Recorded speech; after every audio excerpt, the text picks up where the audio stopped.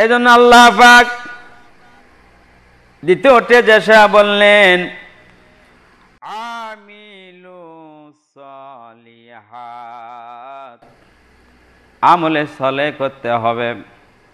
আমার একটা বিপদের কথা মনে পড়ে যায়, যেমন ছিল আমাদের কাহালু নন্দীগ্রামের মহোদয় এমপি সাহেব আলহাজ মোশাররফ হোসাইন। এই মসজিদের আপনার জানালার বারান্দা পর্যন্ত, যেটা আমরা বলি বারান্দা পর্যন্ত 2-3 হাত গাঁথনি পর্যন্ত করার পরে আমরা গাঁথনি চালাইতে পারলাম না।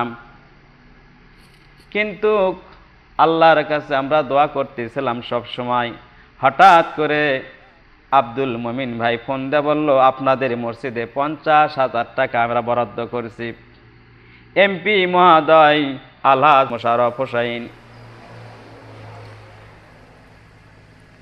আমি তো চিন্তা করলাম যে কি হিসেবে দেয়, যেহেতু আমি আব্দুল মমিন সাহেব ভোট টোট করলাম না, আর আমি অত বিএনপির সাথে জড়িতও না। তো আমি চিন্তা করলাম যে 50,000 টাকা দিয়েছে, হয়তো বা পূর্বে তানসিন এমপি টাকা দিয়েছিল, 1 টন গম দিয়েছিল, সেইটাতে হেরেই গেল, পাইলামই না।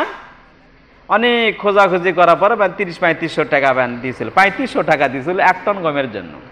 আমি চিন্তা করলাম যে হয়তো 50,000 টাকা মসজিদের জন্য বরাদ্দ করছে মোশাররফ হোসাইন, তো হয়তো হাফ টাকাতে গেলে পাওয়া যায়। কিন্তু না, উনি আমাদের সম্পূর্ণ টাকাই বুঝে দিলেন। এমনকি ফোন করে আমাকে বললেন আজকে জোন ক্লোজিং শেষ, কিন্তু বাদে আসার পর ফোন দিয়ে বলতেছে আপনি এখন টাকা উঠে নিয়ে আসেননি মসজিদের। তো আমরা মসজিদ থেকে তো আমরা কয়েকজন গেলাম, যে টাকা উঠে নিয়ে আসলাম। পরে আমাকে ফোন দিয়ে বলছে যে 1টা টাকাও কাউকে দিবেন না।